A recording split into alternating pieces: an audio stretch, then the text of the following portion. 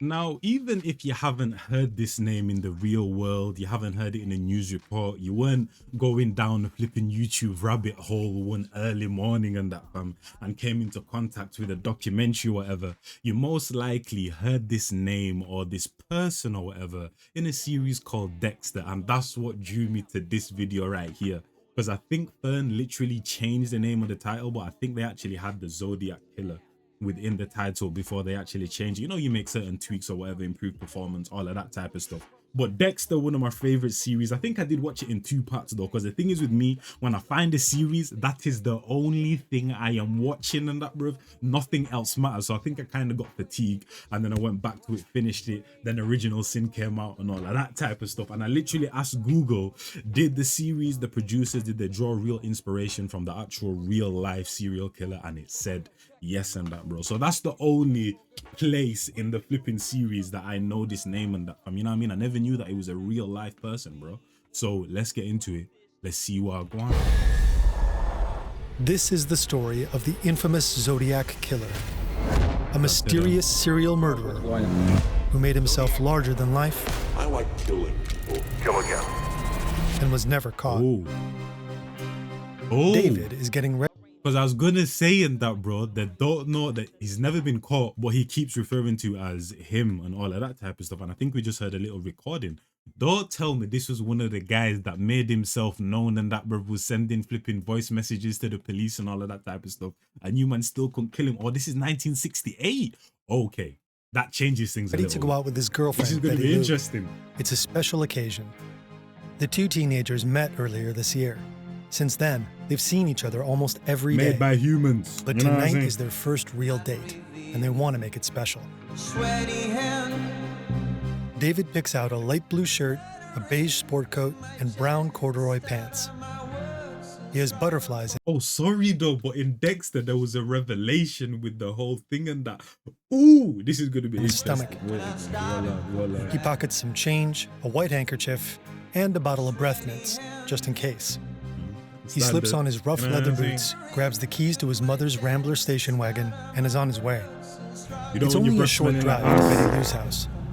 David pulls up outside and pauses to take a breath. Tonight is supposed to be special, a night to remember for the rest of his life.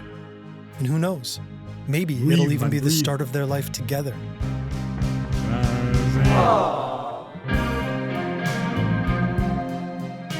When David sees Betty Lou, the world stops for a moment.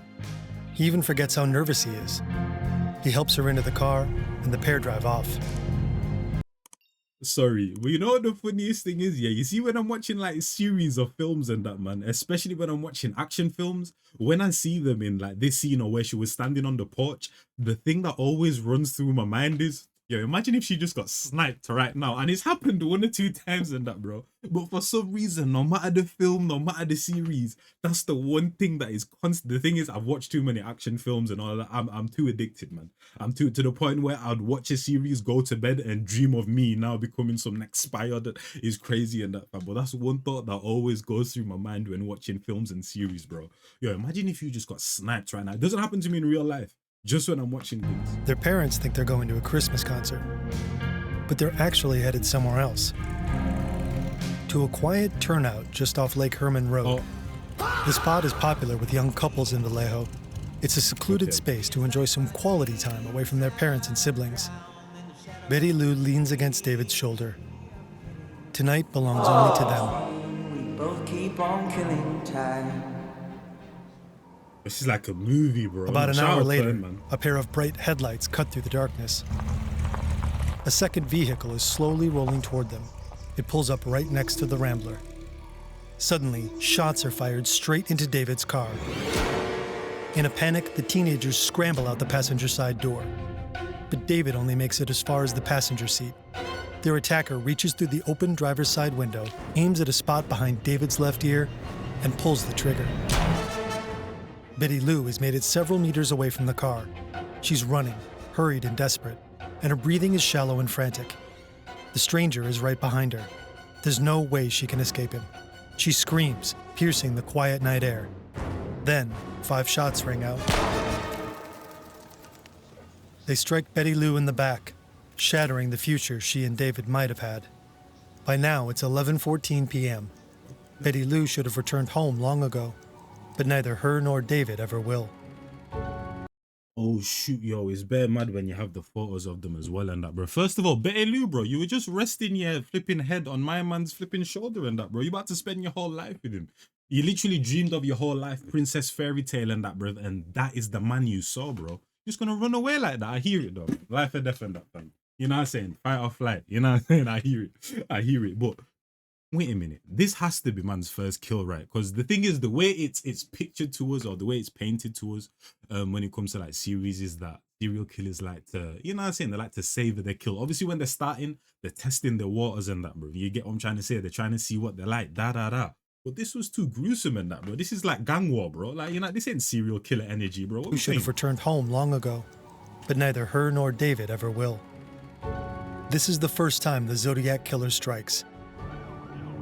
I knew it, bro. You see what I'm saying? All of them times that I'm watching these demented ass shows, bro, it was for a reason. That had to be the first kill. You get me, bro? That was too quick, that, bro. Sometimes the serial killers, I'm watching certain shows and I'm like, yo, just flipping take the knife and stab it through their heart. The police are coming, this person's coming, bro. Hurry up and that, man. You know what I mean? I knew that was the first strike, man. He's trying to, you get me, tickle his fancy, see what his fetish is and that, bro. This is crazy, though. Also the beginning of an exhaustive manhunt that will never truly end. The police will fail. Strange psychics will offer their help. And some of America's most renowned authorities will be stumped by relatively easy riddles. A hunt that will inspire numerous films, series, books, podcasts, and videos like this one. There will be copycat killers, some real, some only alleged. And obsessive amateur detectives and online communities dead set on finding the Zodiac Killer. Some will even think they have him. The search for Zodiac still captivates people to this day, but it also shows that stories only get as big as we allow them to. Crazy. It's mad though, man, because obviously me saying that and learning what I learned through the series, it's like we hear a lot of the times, like for example, like cop shows and real life cops say, yeah, in the series they get this wrong, they get that wrong, but they also get a lot of stuff right though, man, you know what I mean? This video is largely based on the book Zodiac by Robert Graysmith. As always, you'll find the link and all our sources in the description. These men are thorough, man, so thorough, bro. Shout out, The newsroom of the San Francisco Chronicle is buzzing with life. The Chronicle is one of the largest and most influential newspapers in the entire West Coast. Color TV has been around for a while, but most people still start their day with their local morning paper. These thousands of readers expect their front page to feature breaking stories and the most important news. The Bay Area wants to be informed, surprised, and maybe even a little shocked. No one in the Chronicle's office knows that the paper itself is about to become part of a shocking story. That it will be. Not gonna lie though, I don't think I've ever read a newspaper, bro. Although, because I lived in Africa, Gambia, normally we use newspaper to wrap the bread or whatever, which is kind of dumb because sometimes the ink can literally seep into the bread, or you'll see like some of the lettering on the bread or whatever, if like the bread was hot or depending what's in it or whatever. But yeah, I've never read a newspaper, but in Africa and that, fam, that's what they wrap the bread in and that. Chronicle's office knows that the paper itself is about to become part of a shocking story. That it will become an active player in a deadly game. This is the story of the Zodiac Killer. And this is Mona, our producer. Oh, hi Don. You might know this story from the David Fincher film. Mona, you've seen it, right? She's obsessed with film. I love watching movies, working with and on movies, and actually, even bringing them home with me. She even has a poster of our award-winning documentary, which she produced. Nice work, Mona. Thanks, Don. Do you actually know about today's sponsor already? No, but I'm sure you'll tell me about it now. The display, if I'm not mistaken. Not gonna lie, when I get my own crib, bro, I'm going crazy with display, bro. I'm gonna sponsor. Two of his colleagues and the Chronicle's publisher have gathered for their daily editorial. Cartoonist Robert Graysmith. Two of his colleagues and the Chronicle's publisher have gathered for their daily editorial conference. Every morning, they come together to plan the next day's edition. They discuss what's happening in San Francisco and the rest of the world, and they decide which topics their columnist Temp and Al should cover in their editorials. Meanwhile, Robert is drawing. He'll do 6 sketches now. Later on, he'll ink one of them, and that'll be tomorrow's editorial cartoon. Not gonna lie, bro, I don't know if anyone else does this. This is random, bro, but I have a packet of digestives, bro. The most basic of basic biscuits and that, bro. Not my favorite, nothing. But I always have a packet just there because I know I will eat them, and when I really need them, then I'll indulge in that, bro, because I can feel my legs getting weak. I've been sitting at this desk for way too long. Sketches now. Later on, he'll ink one of them, and that'll be tomorrow's editorial cartoon. Suddenly, their routine is interrupted by another employee who delivers a mysterious envelope. The front reads, "Please rush to editor." Inside is a letter and a sheet of paper filled with cryptic symbols. The letter begins with the words, Dear editor, this is the murderer of the 2 teenagers last Christmas at Lake Herman and the girl on the 4th of July near the golf course in Vallejo. The message contains detailed information about the murders committed in the Bay Area in the previous months, things only the killer could know. And there's a threat. If you do not print this cipher by afternoon of Friday, the 1st of August, I will go on a kill rampage Friday night. The 4 men don't know what to do. Publishing the cipher in the letter might produce more than just a front-page headline. It could send the city into a panic, maybe even the entire region. The murders mentioned in the mysterious letter have already put the Bay Area on edge for months. First, David and Betty Lou were murdered. Then, just the entire region. The murders mentioned in the mysterious letter have already put the Bay Area on edge for months. First, David and Betty Lou were murdered. Then, just a few weeks ago, there was another attack.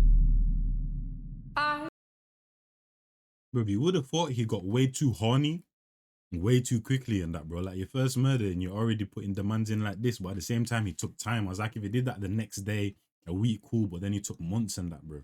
So even though it was kind of premature, at the same time, he was taking his time, bro. This is mad, bro. These type of man, bro. Yeah. Crazy. Darlene Farron is a waitress at Terry's restaurant. It's a classic diner, serving waffles, fried chicken, and pie. Every Friday, Saturday, and Sunday, Darlene works the late shift until 3 in the morning. She's friendly, talkative, and extremely popular with customers. People even line up to have her wait on them. Darlene just gave birth to her daughter, Dina, and she and her husband purchased a small house in Virginia Street. But she doesn't seem entirely happy. It's an open secret that she sees other men. While she's out, her husband or a babysitter stays home with Dina. Friends will later recall that she seems exhausted, nervous, and scared. She thinks she's being watched. In her own home, just steps away from the sheriff's office. And here, at the diner. She says she's seen a white car with old California plates outside the restaurant. In recent weeks, her sister and her friends have noticed a similar car. Darlene thinks she knows who it belongs to. This stocky, well-dressed man. He wears horn-rimmed glasses and smells of leather. Darlene says she knows him, but no one will ever find out from where. The man sits at the counter eating strawberry shortcake and pretending to read a newspaper. But he never really lets Darlene out of his sight. Farewell and goodbye.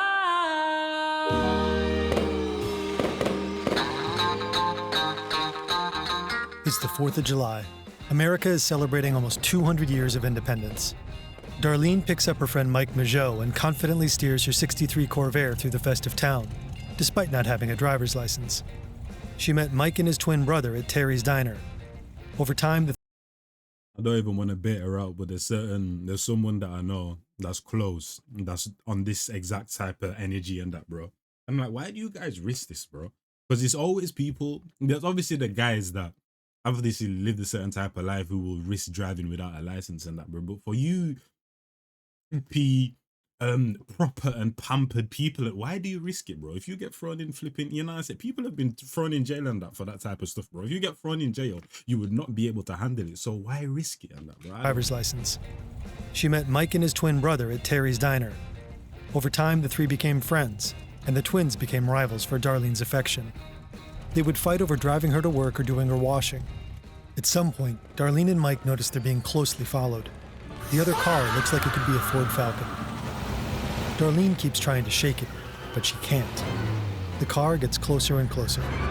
Finally, it forces Darlene's car into a parking lot near a golf course in the outskirts of town. Then it speeds off. For a brief moment, Darlene and Mike think they're safe. But just minutes later, the Falcon returns. The driver seems to have changed his mind. Mike and Darlene are hit by a blinding light. A man gets out of the car and walks toward them. He's holding a large flashlight in his hands. Mike thinks the man is police. Maybe Darlene knows him. After all, she's been seeing men who work at the sheriff's office. But before he can even pull out his ID, the roar of a gunshot fills his ears. He feels blood running down his face. Darlene collapses onto the steering wheel. 2 bullets hit her right arm. 2 more hit her left. Then 5 more hit her in the back, piercing her lung and the left ventricle of her heart. Frantic, Mike claws open the door and topples out of the car. Later on, the police will find him here, bleeding from the neck and cheek, his jaw shattered and a hole ripped through his tongue. A concerned neighbor reports the gunshots to the police, and officers Rust and Lynch are sent to the scene shortly after. The 2 men take their time. Rust doesn't see any urgency. It's the 4th of July and there's kids out there shooting firecrackers. But he's wrong. Not acting on the call immediately is a mistake. If they had, the shooter probably would have driven right by them. Not gonna lie though, that is kind of a perfect cover though, bro. Because I remember once upon a time police came to my door and I said, oh yeah, I just thought they were firecrackers. And they were actual shots, bro. You get what I'm trying to say? So I hear it to some degree.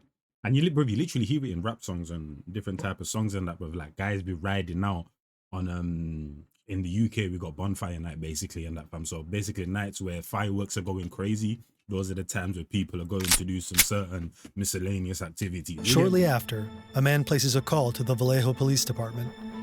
His voice is even and consistent. His words sound rehearsed. I want to report a double murder.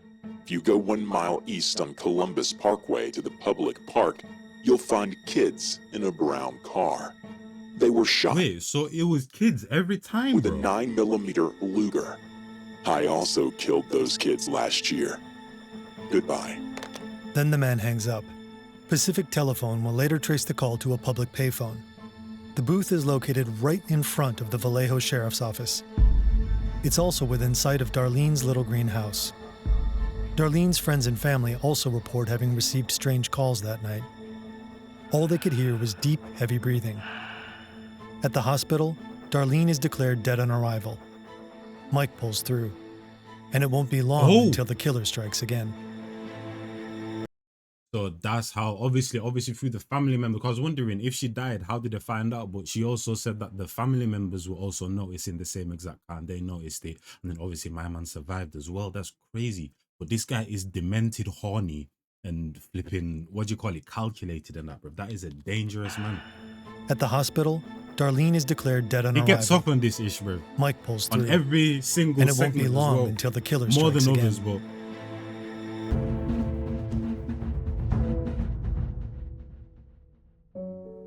A man sits alone in a room writing letters. He uses a blue felt-tip pen to compose 3 nearly identical texts. One of them reads, First, girl was wearing patterned slacks. 2, the boy was also shot in the knee. 3, brand name of ammo was Western. To prove I killed them, I shall state some facts only I and the police know. The paper measures 18 by 25 centimeters, or 7 by 10 inches. It's a unique... to be honest, bro, I feel like this is his favorite part, bro. Like, you know how even with Dexter and that, what was his favorite part? Was it like the moment just before he shoved the knife in the chest or something like that, bro? Like, oh, when he put the knife through the chest, like something like that. But this seems like his most like favorite part because he's very meticulous with it, bro. He takes his time with this part right here and that. I'm the killing quick and that, fam. You know what I mean? Like a flipping drive-by or something. But here, bro, it takes his time. I shall state some facts only I and the police know. The paper measures 18 by 25 centimeters, or 7 by 10 inches. It's a unique format the man will return to again and again. It'll become unmistakably associated with his letters.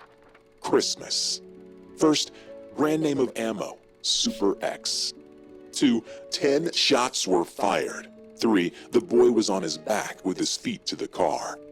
4, the girl was on her right side, feet to the west. The handwriting drifts downward as it crosses the page, and it's quite distinct. The letter N is small and edgy. The R resembles a check mark. He ends his letters with a symbol resembling the crosshairs of a gun. In the years to come, it'll become his signature. He's given some thought to making his message even more impactful, and he's decided to pair each letter with a separate message, a cipher. Now he just needs to find an encryption. He's given some thought to making his message even more impactful, and he's decided to pair each letter with a separate message, a cipher. Now he just needs to find an encryption method. He could simply shift the letters, turn the A's into C's and the D's into F's. That system would be basic and easy to use. but he needs something more sophisticated. He decides to replace the letters with a range of different symbols: Greek characters, Morse code, and weather symbols, letters from the Latin alphabet, naval symbols, and astrological signs. Then he adds another layer of complexity by encoding his message homophonically. Each You see what I'm saying in that, bro? Look how quickly he's killing them, but then look how meticulous he is here, bro. Crazy. Then he adds another layer of complexity by encoding his message homophonically. Each letter can be represented by multiple symbols. That makes it essentially impossible to decode the text through frequency analysis. You can't just count how often certain symbols appear and match that to typical letter frequencies. A psycholinguistics expert will later claim that whoever composed the cipher must have at least been trained in elementary cryptography. But today, we know this first cipher wasn't actually that sophisticated. The Codebreakers by David Kahn and Codes and Ciphers by John Laffin describe similar encryption methods. It's very likely the author of these letters simply used these two books as guides. While he would have had to track them down, neither was that hard to come by. The phantom writer carefully arranges symbol after symbol. Finally, each of his 3 ciphers consists of 8 rows with 17 symbols each. He pairs each one with a normal letter. Then he mails them to 3 newspapers in the Bay Area: the San Francisco Chronicle, the San Francisco Examiner, and the Vallejo Times-Herald. Like Jack the Ripper before him, this man will use the media to taunt the police with cryptic clues to his identity. Where was singing from, bro? The editorial team at the Chronicle eventually decides to print their cipher. Their colleagues at the Vallejo Times-Herald follow their lead. The Examiner waits until Sunday, publishing its cipher 2 days later. The killing spree threatened in the letter doesn't happen. But publishing it has another effect. Now the public knows about the mysterious killer. Okay. Sorry, I just had to do some research, innit? Because obviously you have the Yorkshire Ripper and you have Jack the Ripper. So Jack the Ripper, era 1888. So that was time ago, bro, East London. But then obviously I'm from Leeds, which is in Yorkshire. And for us, you had the Yorkshire Ripper and that. So that was like during like when my mum and all of that type of stuff were growing up, and in the teen years, and my aunties and all of that type of stuff for Yorkshire and Manchester. That's crazy, bro. Like, imagine being alive and that, fam, and there's just some serial killer in your city, bro. You know how crazy that is, fam? The entire Bay Area grows increasingly frightened.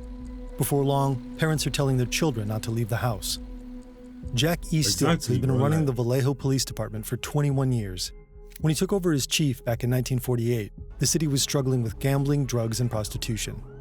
His reforms and cleanup efforts have produced some good results.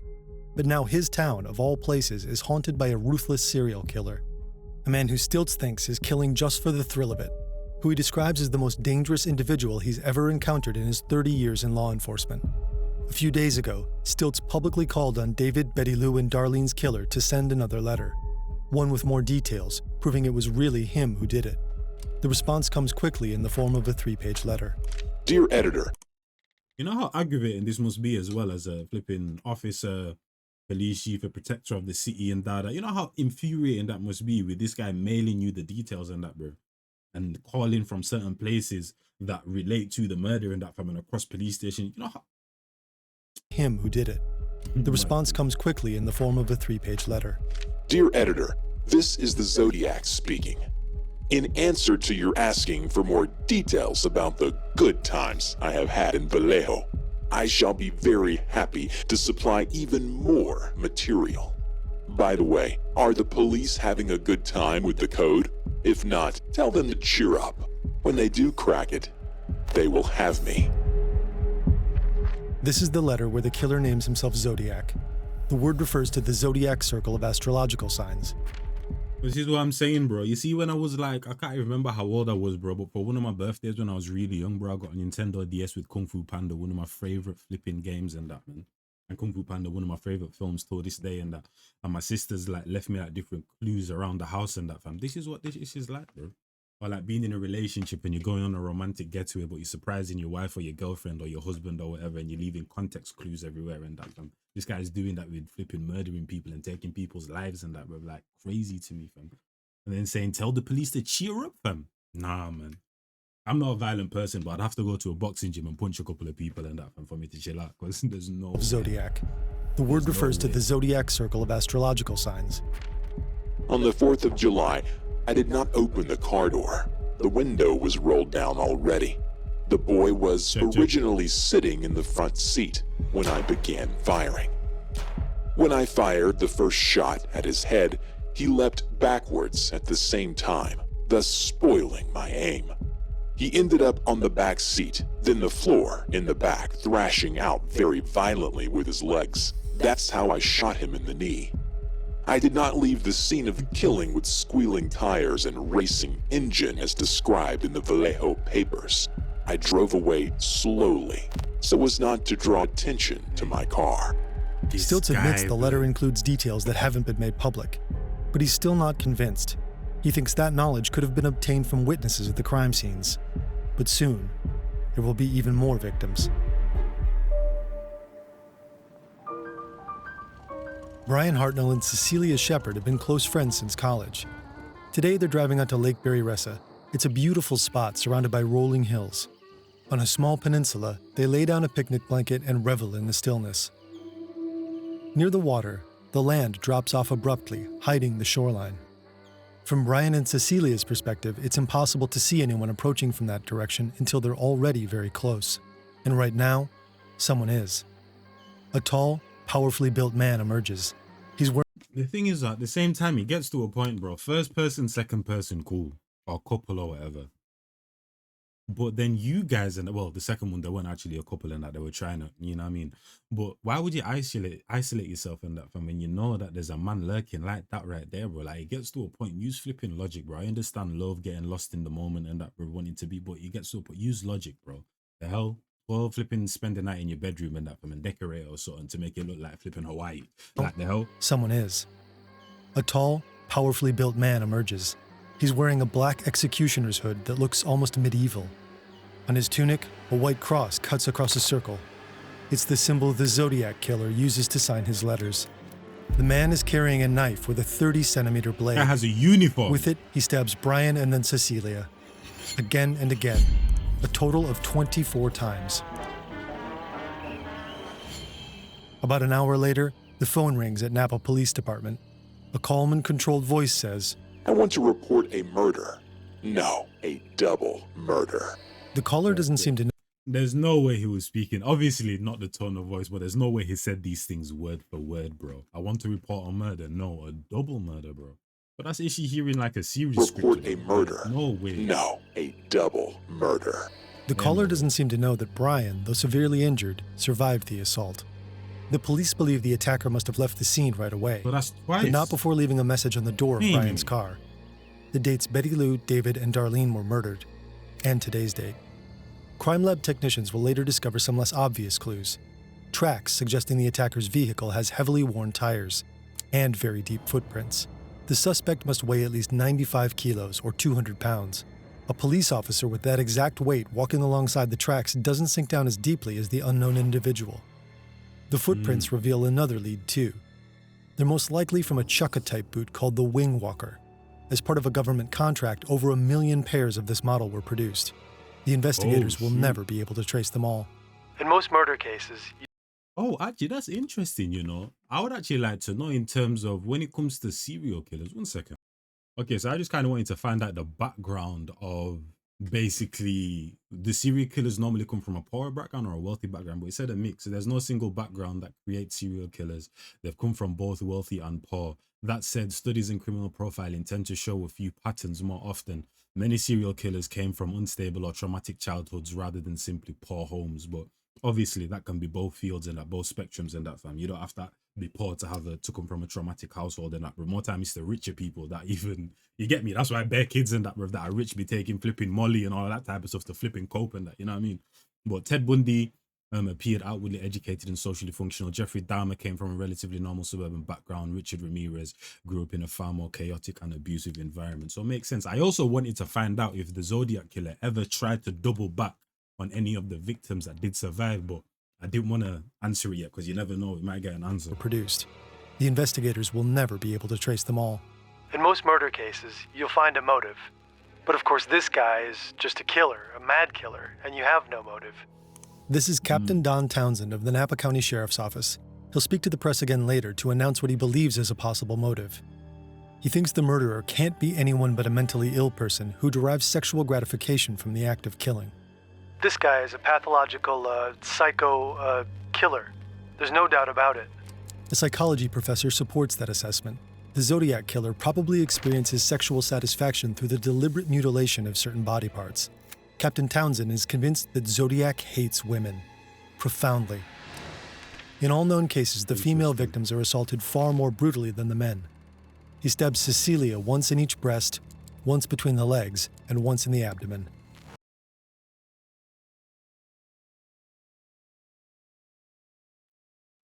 Bro, rest in flipping peace, bro. Like, what the flip are we talking about, fam? I didn't want to know that. I didn't want to know that. I didn't want to know that, bro. Like, what the hell, fam? I guess I could kind of tell the in terms of the way he like after the killing that, bro, the detail he goes into and that, fam, all of that type of stuff. The fact that his first killing that, bro, he was already bragging about it. That's why I was like, yeah, this guy's way too horny because that's kind of like what it shows in that, bro, in terms of his process or whatever. But that is great, bro. And across his 3 attacks on couples, twice the man has survived. The woman has always died. So he's kind of brushed them off on that. That's interesting. It's always a couple, but 2 have survived. He always attacks a woman more brutally, and the guy's like he's just a factor. But that's the case, though. If it's the case, it's like I don't even want to. It's like I'm giving man tips or whatever. But at the same time, if it's a case where he cares about the woman more, why not just go for like single women instead of going for a couple and that? Bro, there's something there, fam. There's something there. There's something there. The fact that he attacks the woman more brutally, the man survives, but at the same time, he's constantly going for couples every single time and that. The assault on Cecilia also marks a shift. It's the first time the Zodiac killer uses a knife. One investigator will later explain that if you wanted to go out and kill for the sheer sake of killing, you could use a high-powered rifle and kill it 200, 300 yards. But by plunging a knife into someone, it's the most intimate contact you can have with a victim. An intimacy. I know I keep pausing, but this is what I say with people with like the America. I don't even care about it because it's a dumb debate, but when Americans say, oh yeah, you guys don't have guns and da da da, I'm like, bro, there's been children that have killed people with a gun and that. It's easy to pick up a gun and flipping press a trigger and that. You get what I'm trying to say? And be at however many distance, 100 meters, 200 meters, 200, 500. That's easy, bro. It's harder to take a knife and that, fam. Go close contact and that, bro, and plunge it into someone's heart, fam. A child can't take a knife and really. I don't know if that's ever happened. I guess it depends if they're really defenseless and they like put it in the neck or something. But a child ain't killing a grown adult and that, fam. You get what I'm trying to say? Like, it's much more close quarters and that, fam, much more personal. You can feel the layers of skin and bone. Like, it's 2 completely different things and that, fam. You know what I mean? So when people say you guys aren't tough because you don't have guns, I'm like, it's the other way around and that, fam. But either way, it's a dumb argument, though. It's a dumb argument, but that right there literally says plunging a knife into someone, it's the most intimate contact you can have with a victim. An intimacy that experts think people like the Zodiac killer are incapable of forming in their normal lives. His propensity to violence and misogyny are all over his ciphers, too. Just weeks ago, the first one was cracked, and not by a specialist. Donald and Betty Harden.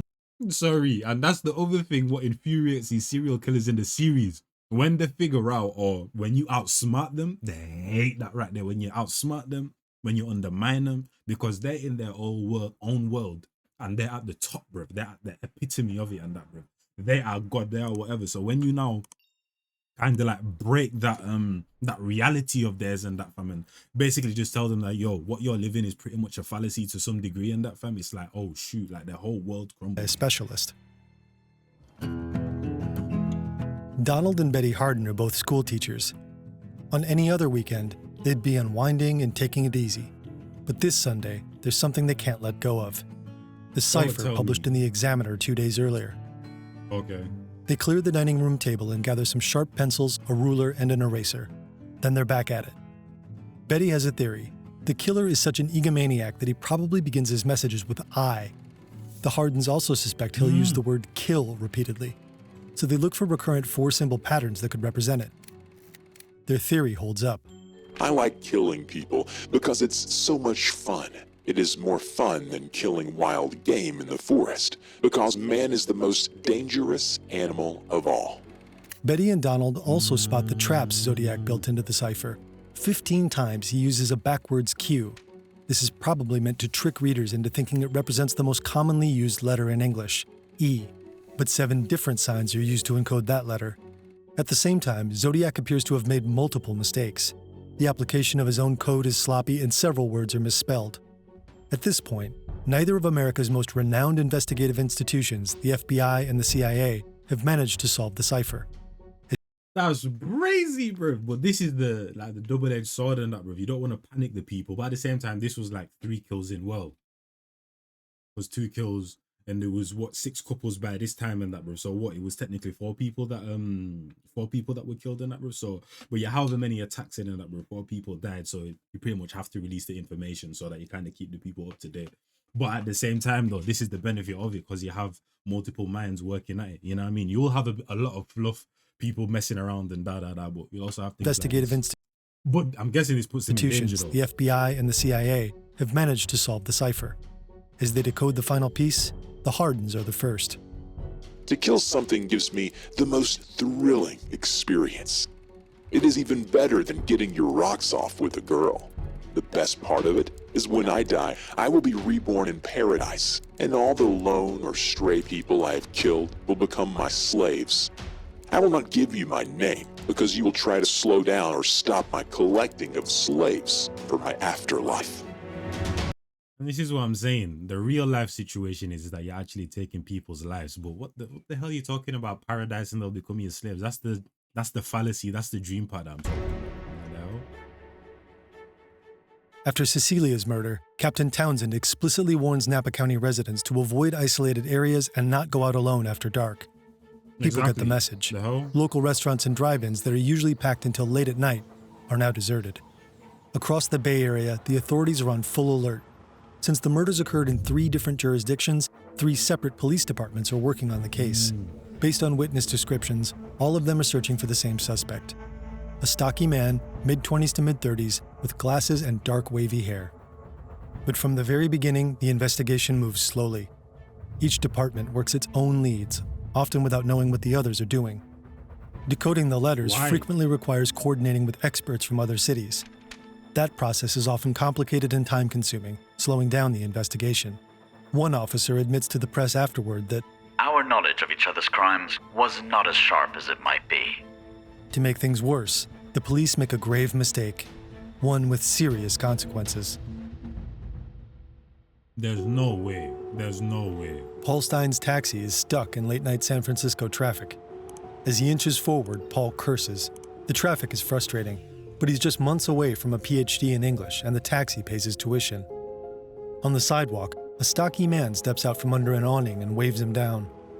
Paul picks him up. About 15 minutes later, they reach the man's destination, an upscale neighborhood in northern San Francisco. But the passenger asks Paul to go 1 block further.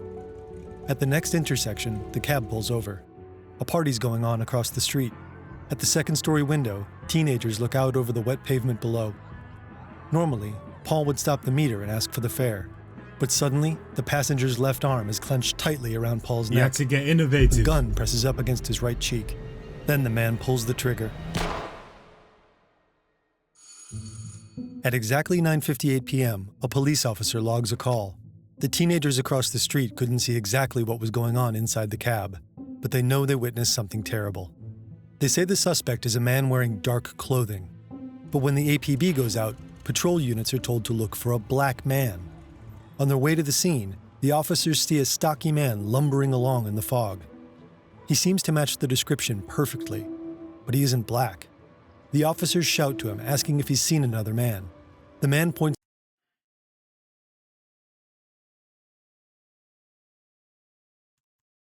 and lumbering along in the fog. He seems to match the description perfectly, but he isn't black. The officers shout to him, asking if he's seen another man. The man points them in a direction and the patrol car drives off. The 2 policemen don't realize they probably just spoke to the killer himself. That is crazy. Now you could just tell me that was just a miscommunication or whatever, or it genuinely could just be that subconscious telling them, or just their ears hearing what they wanted to hear and that, fam. It could be either or. We'll never know in that, fam. You know what I mean? Maybe someone does. You get what I'm trying to say? But that is crazy to me in that. But later on, they publicly admit to their mistake. Back at the crime scene, detectives assume a robbery has gone terribly wrong. San Francisco has recently seen a series of attacks on taxi drivers. This one must have been the work of an amateur. Paul's wallet is gone, but he just started Oh, his yeah, shift, wait a so there minute, probably though. wasn't much cash in it. Who was the other guy? Because there was a guy that was literally killing taxi drivers within Dexter. That's right, the passenger killer and that passenger and that from crazy to me, and it aligned directly with what Dexter's alter ego was called, or what he called his alter ego, and all of that type of stuff. Crazy to me, man. He's still wearing his expensive watch, and the killer left the scene dripping in blood. Shortly after, 2 experts from the crime lab arrive at the scene. They immediately look for latent fingerprints that may have been transferred to surfaces by sweat or the skin's natural oils. To render them visible, the experts need to dust the taxi's surfaces with gray or black powder. Once a print becomes visible, they carefully lift it with transparent tape to preserve it for analysis. Their meticulousness pays off. On the door, they find bloody prints from a right hand. Now they just need to compare these prints against those of the day's passengers and against police records. But the process is painstakingly slow. This is the Crazy. 1960s, so there are no digital databases. And that's why when I saw the year of when he was active, I was like, okay, that makes sense. And that for me, you know what I mean? That's why it probably was never Slow. caught. This is the 1960s, so there are no digital databases. Fingerprints are stored on paper cards. Every comparison requires hours of concentrated manual labor. Specialists known as dactyloscopists first look at general patterns like arches, loops, and whorls. But what really matters are the tiny details that make every print unique. Ridge endings, bifurcations, tiny dots, crossovers, and spurs. In the end, there's no match. The police are baffled. Thing. There are now 5 victims, and still no trace of the killer. That's mad, bro. That's mad that was done by humans at one point, bro. The Chronicle receives another letter. This is Zodiac speaking. I am the murderer of the taxi driver over by Washington Street and Maple Street. To prove this, here is a blood-stained piece of his shirt. Before this, investigators hadn't considered the Zodiac killer a suspect in Paul Stein's murder. The crime just didn't fit his known pattern. Paul was a Yeah, but the whole town is derelict. You told people to stay inside, and that family has to get creative. Surely you would have expected a change of pattern if you guys are now telling the city to do something that they weren't once doing. And that, bro. Like, what are we doing? a suspect in Paul Stein's murder. The crime just didn't fit his known pattern. Paul was alone. The attack happened in the middle of a residential Well, I area, hear it, not a though. remote lover's lane on the outskirts of town. And the killer only fired a single shot. But the bloody piece of Paul's shirt seems to prove it. In case the Chronicle considers not printing it in its entirety, the letter also contains a terrible threat. School children make a nice target. I think I shall wipe out a school bus some morning. Just shoot at the front tire and then pick up the kiddies as they come bouncing out. When the paper publishes the Bro, what the F is wrong with this guy, bro? They come bouncing out. And who the hell says as they come bouncing out? This is what I'm telling you, man. This guy, yeah. When the paper publishes the letter, the Bay Area is hit by another wave of panic, the biggest one yet. People were already living in fearful, uncertain times. The 1960s are tumultuous, marked by political assassinations, the Manson murders, and the Vietnam War. And for the first Crazy. time, the public can watch most of it unfold on color TV. Thousands frequently take to the streets in the Bay Area's major cities. There are anti-war demonstrations, sit-ins, and protest marches. Many wear the now famous peace sign buttons. In one of his later letters, the Zodiac killer will sarcastically demand protesters start wearing his symbol instead. At a moment when many people desperately hope for peace, the Zodiac killer attacks society from within by threatening the most vulnerable target of all: children. In Napa County alone, 65 school buses take thousands of children to school every day. The vehicles cover a daily total of 7,000 kilometers. Some stretches of road are quite dangerous, with isolated sections, sharp turns, and blind intersections. Following Zodiac's threat, bus drivers are instructed on handling potentially violent attacks. Keep driving the bus, even on a flat tire. Tell the children to lie on the floor. Don't stop until you've reached a well-populated area. Protection is ramped up too. 70 units of heavily armed policemen guard the Napa County buses. Rangers in pickup trucks escort them, while I was about to say, I'm glad they did, bro. Because I was like, what the hell do you expect the bus driver to do and that, bro? They ain't trained for this and that, fam. And it's like you said, a literally bus full of defenseless flipping children and that. I'm like, what are we doing, bro? They had police. armed support, policemen so it's- guard the Napa County buses. Rangers in pickup trucks escort them, while air patrol planes fly overhead. Police protection is increased in almost every community in Northern California. plainclothes officers are deployed. Every threat, no matter how small, is taken seriously. A few days later, a man calls the Oakland Police Department. He claims to be the Zodiac Killer, and he demands to speak with one of the two most famous defense attorneys in the country. This is the Zodiac speaking. I want you to get in touch with F. Lee Bailey. If you can't come up with Bailey, I'll settle for Mel Belly. I want one or the other to appear on the Channel 7 talk show. I'll make contact by telephone. Melvin Belly agrees right away. Just hours later, he's in the studio. Okay, yeah. He's getting way too horny and that, bro. This is what I'm saying, though. He keeps pushing the barrier. Yeah, playing with the local police, calm, cool, whatever, and that, bro. Let's take it national. By telephone. Melvin Belly agrees right away. Just hours later, he's in the studio. Half of America is glued to their TVs. In a normal edition of the show, viewers can call in to participate. But tonight, the lines are kept clear so the Zodiac Killer can get in touch. And he does. He even gives Belly his real name, Sam. Tell us what's going on inside you right now, Sam, please. I have headache. All right. How long have you had those headaches, Sam? In a long time. Sam hangs up and calls back. Eventually, he loses control and simply screams over and over, and he repeats his terrible threat. I want to kill those kids. Sam calls the show 35 times. Only 12 of the calls are heard on air. The longest of them is 9 minutes. That's long enough to trace the call, and long enough to find out that Sam is not the Zodiac Killer. He's a hospital patient, suffering from a mental disorder. Shortly after, the Chronicle receives 2 new letters from the real. And this is what I'm talking about when you release things to the public and the public aware, you also get stuff like this as well, which is unfortunate. Disorder. Crazy. Shortly after, the Chronicle receives 2 new letters from the real Zodiac. Inside the first envelope is a greeting card. On the front, it says, Sorry, I haven't written, but I just washed my pen. The message inside reads, I thought you would need a good laugh before you hear the bad news. You won't get the news for a while yet. P.S. Could you print this new cipher in your front page? I get awfully lonely when I am ignored. So lonely, I could do my thing. The enclosed cipher is his most complex yet. It's composed of 340 characters, and it won't be solved for 5 decades. December 3, 2020. 3 men sit at their computers on different sides of the planet. American software developer David Aranachak, Belgian computer programmer Jarl van Eyck. Wait, what? December 3, 2020. 3 men sit at their computers on different sides of the planet. American software developer David Aranachak, Belgian computer programmer Jarl van Eyck, and Australian mathematician Sam Blake. For years, they've been collaboratively obsessing over the same mystery, the 340-character cipher the Zodiac Killer sent to the San Francisco Chronicle following the TV show. With his first riddle solved within a week, Zodiac must have made a bigger effort. His second cipher was almost certainly created with pen and paper too, but it proved complex enough to remain unbroken for 51 years. This isn't for lack of trying. Numerous experts have reportedly taken a crack at what has become known as Z340. The FBI, the American Cryptogram Association, Navy cryptographers, countless amateur codebreakers, and the NSA. David Jarl.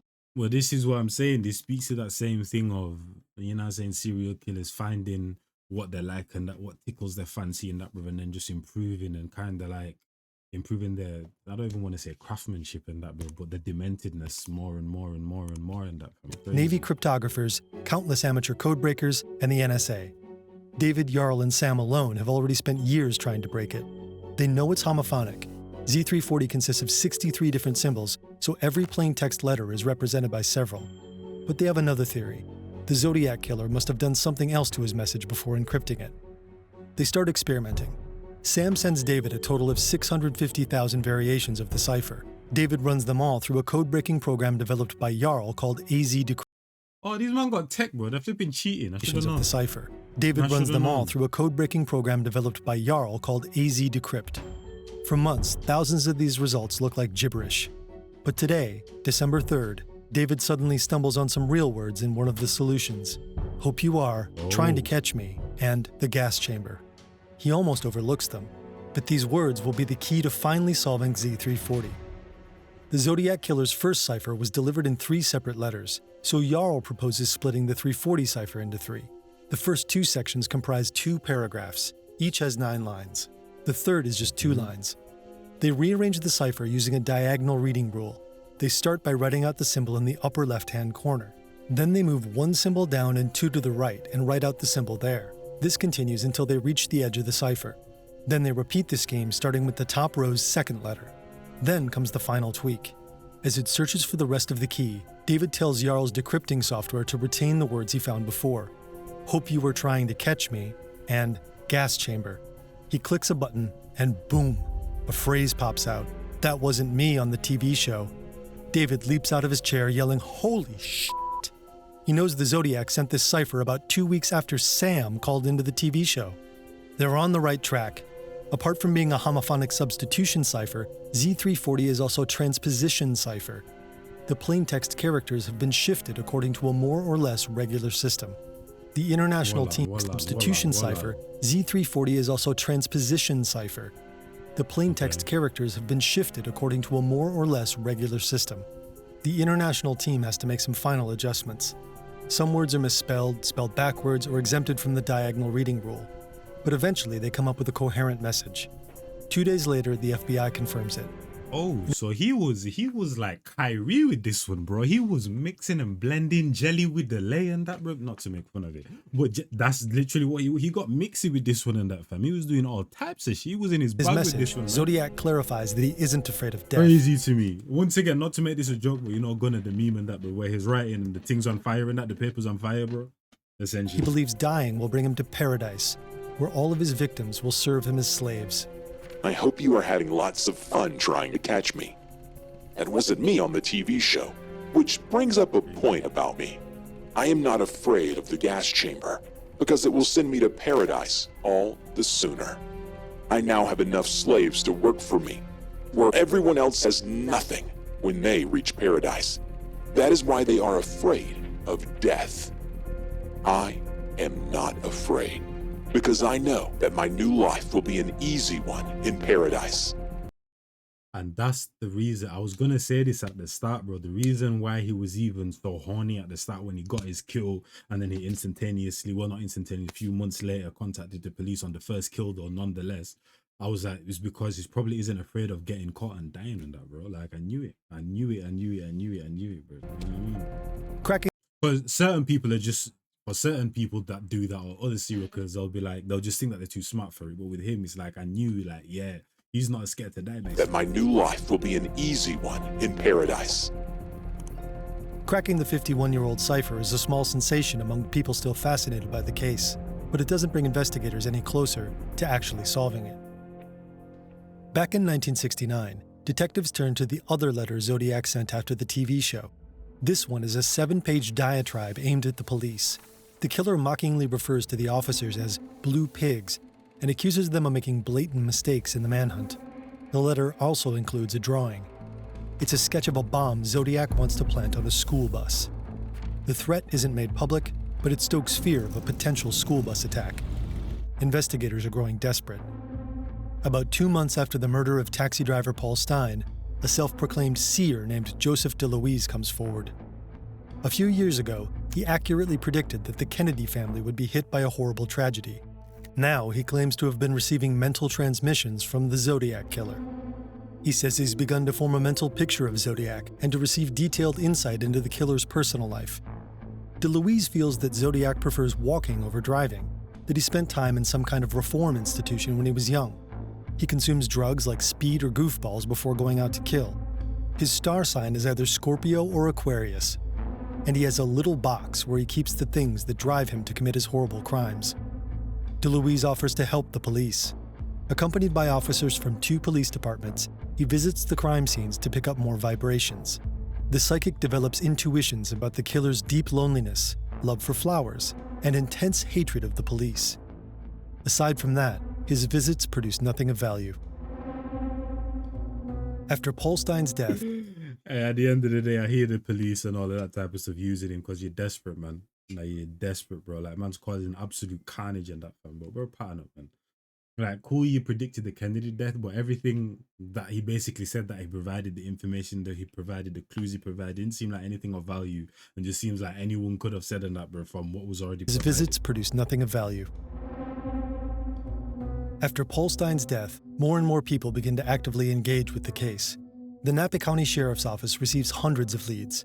The San Francisco PD gets almost 1,000. Concerned citizens start suspecting their neighbors, ex-husbands, and co-workers. Between 1969 and 1983, over 2,500 suspects are considered in San Bro, wait a minute. Concerned citizens start suspecting their neighbors, ex-husbands, and co-workers.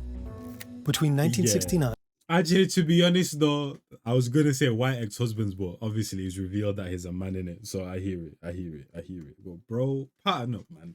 Flipping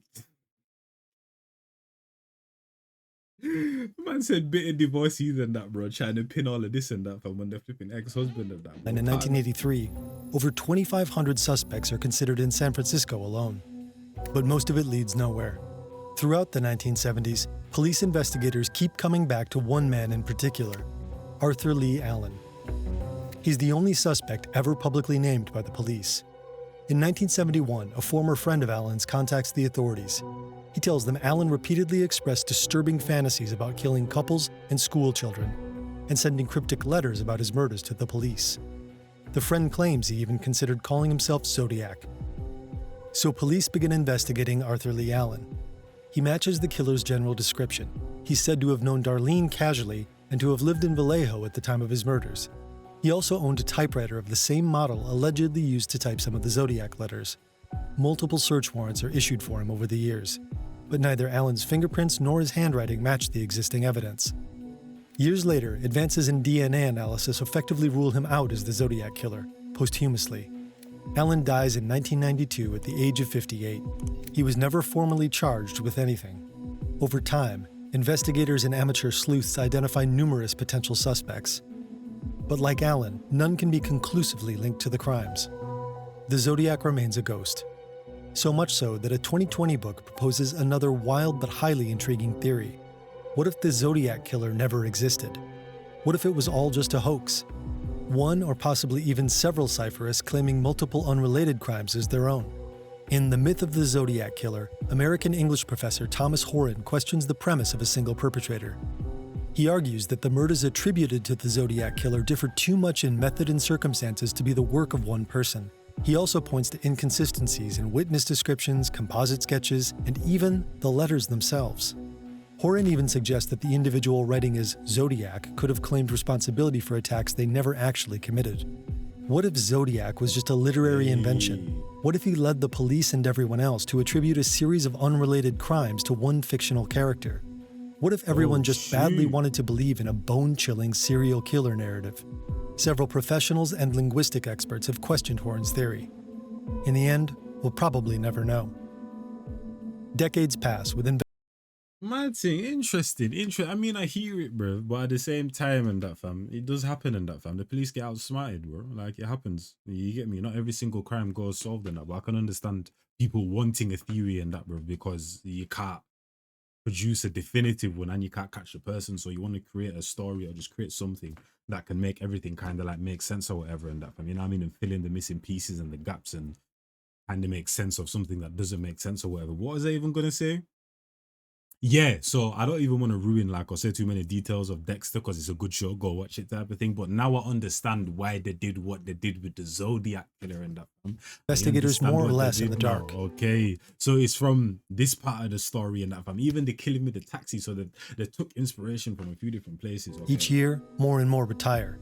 The case of the Zodiac killer eventually ends up buried under stacks of other cold and unsolved cases. But somehow it refuses to go away entirely. The evidence collected in Vallejo is re-examined time and again. Investigators and amateur sleuths remain convinced that someday they'll be able to reveal Zodiac's identity. Some even believe they already know it. In 2021, a group of around 40 amateur detectives claims to have identified the real Zodiac killer. The self-proclaimed case breakers say Zodiac is a former member of the U.S. Air Force. But the police department quickly dismisses leads like this as no more than theories without hard evidence. But alleged breakthroughs keep resurfacing. As it happened, the story dominated newspapers' front pages. Radio broadcasts and television reports beamed the name Zodiac and his horrible crimes into living rooms across the nation. Today, it's series, podcasts, movies, online forums, and videos like this one. Apparently, the Zodiac Killer still captivates the public and the media, even today. Even when no one has heard from him in almost half a century, officially. Just recently, a TikTok video went viral because the young man in it claimed the Zodiac Killer was his grandfather. San Francisco was terrorized in the late 60s and early 70s by a man who called himself the Zodiac Killer. He claimed 37 murders. Police confirmed at least 6. 4 years ago, the killing stopped, and so did Zodiac's letter. Now there's another letter. Experts are divided on whether this letter was truly composed by the Zodiac Killer. Experts are divided on whether this letter was truly composed by the Zodiac Killer, or if it's just a really good imitation. The news of his supposed return spreads like wildfire. It'll be the last Zodiac-related message to make major headlines. The San Francisco Chronicle's front page headline reads, "Zodiac ends silence." In the letter itself, Zodiac, or a copycat, brags about always having been one step ahead of the police. He might not be entirely wrong. But in many ways, the Zodiac won't go down in history as particularly smart.